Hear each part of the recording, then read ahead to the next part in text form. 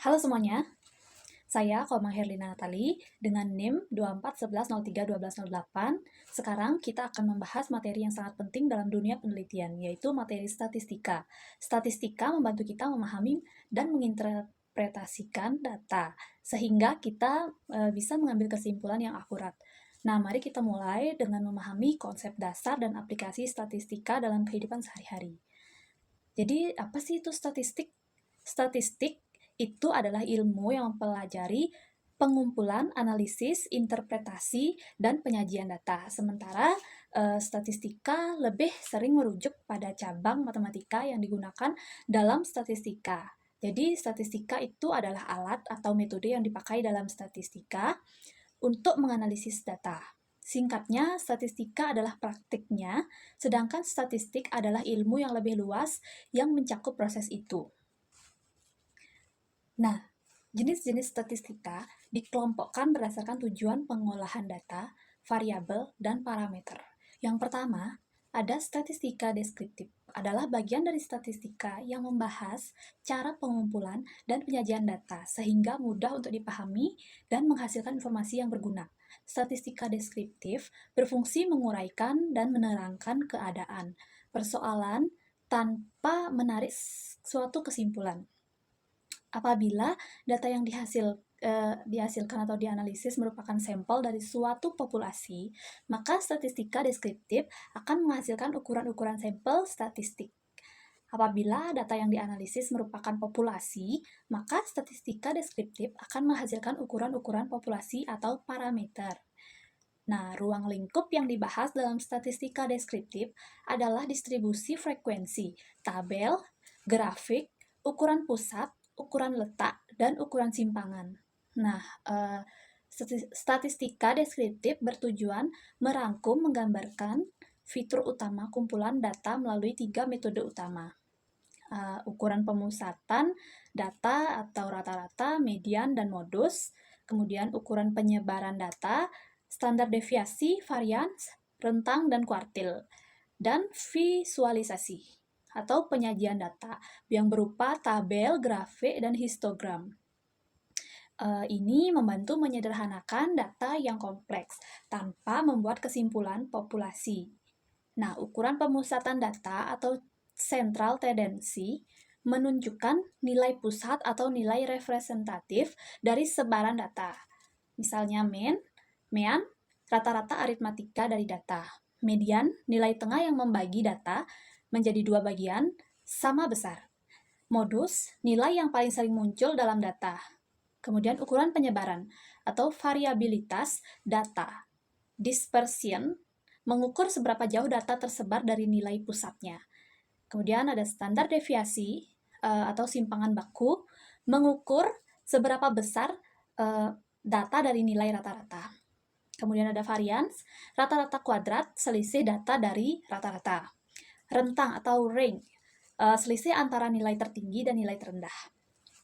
Kemudian kuartil dan interkuartil atau range atau EQR, membagi data menjadi 4 bagian dan mengukur rentang 50% data tengah. Nah, skewness dan kurtosis mengukur kemiringan dan keruncingan distribusi data, penyajian data atau visualisasi. Mengubah data mentah menjadi bentuk visual agar mudah dipahami. Kemudian ada tabel frekuensi atau tabel silang. Kemudian ada grafik, di mana ada bagiannya adalah histogram, P, chart, bar chart, box plot, dan scatter. Nah, yang kedua ada statistika inferensia.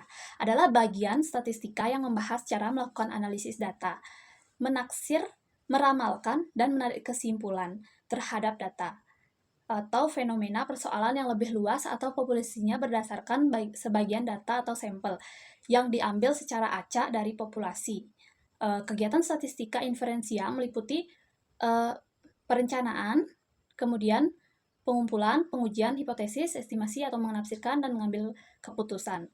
Nah, ruang lingkup pembahasan statistika inferensia meliputi analisis korelasi, pengujian rata-rata, analisis regresi, linier sederhana, analisis varians, analisis covariance, dan lain sebagainya. Nah, jenis statistika berdasarkan variabelnya ada Yang pertama ada statistika univariat, teknik statistika yang di dalam analisisnya hanya melibatkan satu variabel terikat dari berapapun banyak variabel bebasnya. Nah, yang kedua ada statistika bivariat, teknik statistika yang dalam analisisnya melibatkan dua variabel terikat dari berapapun banyaknya variabel bebasnya. Yang ketiga itu ada statistika multivariat, teknik statistika yang dalam analisisnya melibatkan dua atau lebih variabel terikat dari beberapa pun banyaknya variabel bebas. Nah, jenis-jenis statistika berdasarkan bentuk parameter. Ada parametrik dan non-parametrik. Yang pertama ada statistika parametrik. Statistika yang parameter populasinya atau asumsi distribusi populasi data berdasarkan pada model distribusi normal dan memiliki varian yang homogen. Asumsi model distribusi normal oleh beberapa ahli yang melakukan studi empiris, khususnya untuk melakukan uji T, tidak banyak memberikan pengaruh, kecuali jika bentuk distribusinya terlalu ekstrim. Demikian juga untuk asumsi homogenitas variansi. Tidak memberikan pengaruh terhadap hasil perhitungan jika kedua kelompoknya sama besar. Yang kedua ada statistika non-parametrik, teknik statistika yang parameter populasinya atau asumsi distribusi populasi data tidak mengikuti model distribusi tertentu atau bebas distribusi tertentu dari variansi, tidak harus homogen. Nah, oleh karena itu, statistika non-parametrik dikenal juga dengan statistika yang bebas distribusi. Nah, jenis-jenis data. Salah satu cara menentukan uji statistika yang digunakan ialah melihat jenis data. Nah, selanjutnya ada jenis-jenis data berdasarkan bentuknya, skalanya, dan sumbernya. Berdasarkan bentuknya, data ada data kuantitatif. Data yang dinyatakan dalam bentuk angka, contohnya lama bekerja, jumlah gaji, usia, dan hasil ulangan. Kemudian ada data kualitatif. Data yang dinyatakan dalam bentuk bukan angka. Contohnya, jenis pekerjaan, status marital, dan tingkat kepuasan kerja. Kemudian ada jenis data berdasarkan skalanya. Yang pertama ada data nominal, adalah data yang diperoleh dengan cara kategorisasi atau klasifikasi. Jadi contohnya itu adalah jenis kelamin, jenis pekerjaan. Yang kedua ada data ordinal, adalah data yang diperoleh dengan cara kategorisasi atau klasifikasi, tetapi di antara data tersebut terdapat hubungan. Contohnya kepuasan kerja dan motivasi. Ketiga ada data rasio, adalah data yang diperoleh dengan cara menentukan di mana jarak antara dua titik skala sudah diketahui dan mempunyai titik nol absolut. Contohnya gaji, skor ujian, dan jumlah buku.